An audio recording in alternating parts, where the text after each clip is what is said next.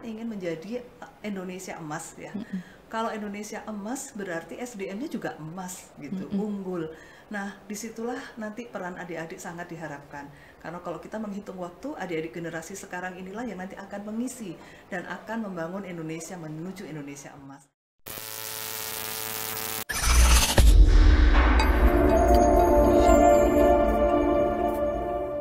Assalamualaikum warahmatullahi wabarakatuh. Hai Sobat Online Podcast Unipma.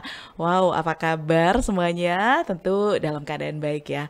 Senang sekali hari ini sangat spesial sekali karena kita kedatangan tamu yang sudah hadir di studio podcast Unipma, Ibu Direktur Pembelajaran dan Kemahasiswaan, Ibu Dr. Insinyur Sri Gunani Partiwi MT. Selamat pagi Ibu. Selamat pagi Mbak Fitra. Selamat pagi Luar semuanya. biasa. Iya, Ibu bagaimana penerbangannya? Ibu baru saja sampai ini di Kota Madiun. Ya, baru dari Madiun, tapi lewat darat. Oh, lewat darat ya Bu ya? Tapi Oke. tadi malam dari Makassar, jadi Oh, Masya Allah luar biasa. Aktivitasnya padat ya Ibu ya. ya gitu. Oke, perkenalkan Ibu, nama saya Fitra, saya salah satu pengajar di Universitas PGRI Madiun, dan nantinya 15 menit ke depan kita akan berdiskusi ya Ibu ya, wawancara sedikit terkait dengan Belmawa seperti itu. Baik, Ibu, yang kita tahu Mas Menteri ini udah sangat terkenal ya Bu ya, Mas Nadiem di kalangan mahasiswa ya Bu ya. Nah, itu meluncurkan yang namanya MBKM. Barangkali Sobat Online yang saat ini sedang menyimak itu belum tahu seperti apa sih sebetulnya MBKM itu. Ibu boleh menjelaskan sedikit? Ya, oke, terima kasih Mbak Fitra. Baik, untuk rekan-rekan adik-adik mahasiswa atau siapapun yang mendengarkan, jadi MBKM ini adalah, kalau singkatannya kan Merdeka Belajar Kampus Merdeka. Jadi ini merupakan transformasi kebijakan pendidikan tinggi yang dikeluarkan oleh kementerian atau dalam masa Mas Nadiem Makarim, di mana kebutuhan ke depan itu kan sangat dinamis ya. Jadi kompetensi lulusan pun juga sangat dinamis kebutuhannya. Nah, oleh karena itu perlu dilakukan transformasi pendidikan tinggi yang mampu menyiapkan lulusan yang lebih siap akan tantangan ke depan. Oleh karena itu, mahasiswa diberikan ruang yang lebih fleksibel, yang lebih leluasa untuk belajar melalui berbagai jalur bentuk kegiatan Merdeka Belajar. Itu yang konsep utamanya. Begitu. Betul, luar biasa sekali. Dan memang mahasiswa sejauh ini sangat antusias ya Ibu mengikuti program-program dari MBKM ini. Ada magang bersertifikat, pertukaran mahasiswa merdeka, dan lain sebagainya. Luar biasa sekali. Baik, kalau terkait dengan arah kebijakan Belmawa sendiri Ibu, terkait kemahasiswaan, kemudian juga mungkin ke olahraga dan seni, itu seperti apa Ibu? Ya, jadi kembali saya kaitkan dengan MBKM ya. Iya. Jadi di MBKM itu kan 3 semester terakhir adik-adik mahasiswa itu diberikan ruangan untuk belajar melalui berbagai bentuk kegiatan MBKM. Ada kegiatannya kalau terkait bidang itu bisa di penelitian, di magang, kemudian di pertukaran mahasiswa mandiri ya, ke belajar di perguruan tinggi lain atau kampus mengajar. Jadi adik-adik mahasiswa yang mempunyai passion untuk bisa sharing kepada adik-adik SD, SMP. Nah, itu ada program kampus mengajar. Kemudian pingin belajar misalnya dari Unipma, pingin belajar ke ITS, ke ITB, itu ada ruangan gitu. Kemudian ke IISMA yang mungkin pingin belajar 1 semester di luar. Dan alhamdulillahnya kita sudah mengirim Ibu di Singapura. Sudah belajar offline di sana. Iya, luar biasa. Mahasiswa program studi bahasa Inggris atas nama Khalifanisa. Iya, betul sekali. Terima kasih sekali Ibu kepada pemerintah yang sudah mewujudkan ya tentu saja program-program ini. Ya, sama-sama. Mohon dukungannya terus, karena memang kami sangat meyakini bahwa program ini itu akan mempersiapkan adik-adik mahasiswa kita lebih siap lagi secara komprehensif, baik kompetensi secara hard skill maupun secara soft skill. Dan kemampuan atau kompetensi yang dibutuhkan itu juga sudah sangat luas begitu ya. Tidak hanya komunikasi, tetapi bagaimana adik-adik itu mampu menyelesaikan problem-problem yang cukup kompleks di lapangan nanti. Jadi perlu analisa, kemampuan analitik, ya, kemampuan berpikir kritis, adaptasi, dan itu semua insya Allah akan bisa diperoleh melalui belajar di MPKM ini, di program apapun yang adik-adik pilih. Luar biasa. Saya sih suka, Bu. Suka sekali bahkan. Kan kalau kita dulu jadi mahasiswa, saya pasti andai. andai. Maka sekarang kalau untuk para dosen, pesan ya Mbak Fitra, betul. Untuk para dosen, meskipun kita tidak ada di masa lalu, tapi kita ada di masa sekarang, itu juga mempunyai peran yang sangat penting buat adik-adik. Jadilah fasilitator, jadi mitra, jadi co-pilot buat adik-adik yang misalnya saya mau belajar begini Pak, begini Bu, ikuti, kemudian berikan motivasi, berikan juga arahan seperlunya yang diperlukan. Jadi semuanya itu diperlukan, tidak berarti adik-adik lari-lari belajar sendiri, tapi tetap dalam koridor pendampingan dari Bapak Ibu dosen. Luar biasa, saya sepakat sekali. Kita hidup di masa kini dan kita harus menjadi fasilitator yang apik ya Ibu bagi mereka. Baik, Ibu, tadi saya mendengar beberapa statement dari Ibu terkait dengan penelitian ya. Nah, ini bicara terkait dengan PKM Ibu. Nah, apakah ada Ibu kebijakan khusus terkait dengan pembinaan kegiatan PKM, utamanya seperti ini Ibu, kami kan PTS. Nah, bagaimana bila dibandingkan dengan PTN-PTN besar seperti itu Ibu?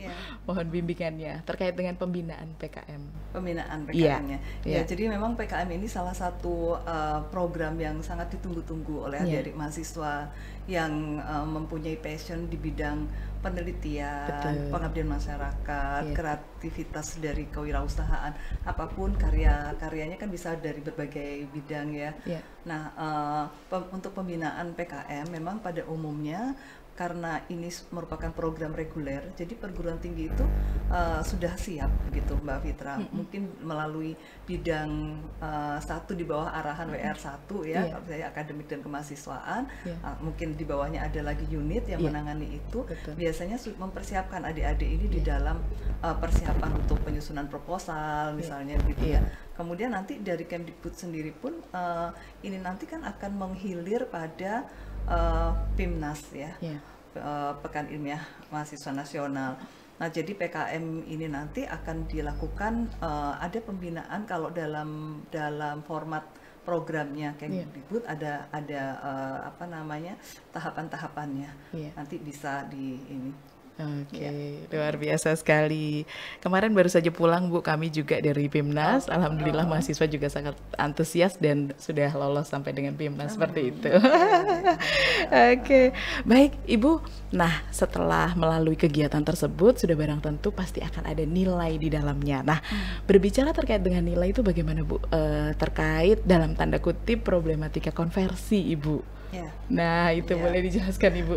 Ya, memang paket dari transformasi pendidikan tinggi dalam MPKM ini adalah disertai dengan konversi, karena kan seperti tadi 3 semester itu adik-adik boleh belajar, dan itu kan setara dengan 3 semester, berarti setara dengan kalau per semesternya 20 SKS maka 60 SKS ya. Seyogyanya perguruan tinggi itu bisa mengakui, harusnya mengakui kegiatan belajar adik-adik yang di luar kampus ataupun di luar prodinya. Nah, ini memang dalam pelaksanaannya masih bervariasi, tetapi dari kementerian itu sangat menekankan untuk bisa mengakui. Bahkan mungkin kalau kita bicara harus ya, tetapi di dalam lapangan kan memang ada dinamika, ada beberapa hal yang membuat itu tidak bisa sepenuhnya. Nah, ini kita terus lakukan apa namanya pembelajaran begitu ya. Jadi setiap tahun ini semakin meningkat perguruan tinggi yang bisa mengakui. Jadi proses pengakuannya itu kita melihat belajar itu setara dengan waktu belajarnya, jam belajarnya. Jadi seperti tadi kalau 20 SKS misalnya adik-adik ini belajar di luar magang katakan begitu ya, dalam waktu 5 bulan. melalui struktur yang sudah disiapkan oleh mitra. Kalau di MSIB misalnya di magang kan mitra dia harus siap dengan kurikulumnya juga yang itu setara dengan pembelajaran, memang dia belajar. Jadi belajar selama 1 semester itu harusnya diakui 20 SKS. Nah, yang menjadi masalah kadang-kadang perguruan tinggi belum cukup siap untuk melakukan proses konversi. Kalau mungkin boleh cerita sedikit ini ya, ada guideline yang mungkin generik begitu yang sebenarnya diberikan. Proses pengakuan ini ada 3 macam ya. Yang pertama itu free form. Kalau free form itu jadi dia belajar di luar, kemudian 20 SKS atau SKS yang diakui itu kemudian langsung diakui oleh perguruan tinggi atau prodinya. Kemudian yang kedua itu bentuknya hybrid. Hybrid itu kan kalau kita di dalam kurikulumnya dilakukan penyesuaian. Kemudian capaian pembelajaran itu kemudian ada. Nah, mata kuliah kan kita punya capaian-capaian dari mata kuliah, detail kompetensi yang diharapkan ya. Nah, kalau misalnya dari kegiatan magang itu juga ada berbagai capaian. Nah, kita harus bisa mau melihat begitu ya. Apa yang dilakukan adik-adik mahasiswa di luar itu sebenarnya dia sudah mengcover satu mata kuliah tertentu. Meskipun tidak 100%. Kalau kita bicara itu ada seberapa begitu ya dari instrumen perguruan tinggi itu yang kemudian bisa diakui. Maka kegiatan ini mata kuliah A, B, C ini sebenarnya relevan capaian pembelajarannya dengan apa yang dilakukan adik-adik di luar. Nah, itu kalau hybridnya, dan sebagiannya mungkin langsung masuk ke dalam mata kuliah yang didesain oleh perguruan tinggi dalam bentuk kapita selekta, mata kuliah pilihan atau apa yang kemudian membuat itu semua menjadi 20 SKS. Itu yang hybrid. Nah, kalau yang terstruktur itu semuanya jadi di prodi masing-masing itu memang mempunyai lengkap sekali instrumen untuk bisa kemudian mematchkan dan mengakui kegiatan-kegiatan itu. Nah, inilah sebenarnya memang pentingnya pendampingan dari dosen untuk mahasiswa dalam mengarahkan. Tetapi sebenarnya poinnya adalah apapun yang adik-adik lakukan di luar, kalau dia memang belajar, apakah itu pengabdian di masyarakat, dia membantu masyarakat selama 5 bulan dengan menyelesaikan persoalan, menggunakan ilmunya atau menggunakan ilmunya itu yang dia pelajari di kampus maupun yang dia pelajari sendiri misalnya. Nah, itu kan tergantung persoalan di masyarakat yang dihadapi. Nah, itu adalah satu paket belajar dia yang akan membangun kompetensi. Nah, mestinya itu diakui. Gitu. Justru malah mahasiswa ini belajar bermasyarakat langsung ya Ibu ya. Dan tentu kita harus mengapresiasi itu dalam bentuk konversi. Semoga kedepannya universitas lebih jauh bisa mengapresiasi itu ya Ibu ya. Baik, luar biasa. Ibu, berikutnya berarti dengan demikian tentu ini sangat bisa untuk bisa membantu karir mahasiswa ya Ibu ke depannya ya dengan kegiatan ini ya. Sangat. Jadi kalau dulu kan kita berhipotesa ya. Pada saat mulai di launching itu kan belum ada pengalaman praktisnya numerik belum ada. Kemudian setelah kita 2 tahun berjalan ini kan sudah ada beberapa, karena mereka di ujung jadi kan sudah lulus.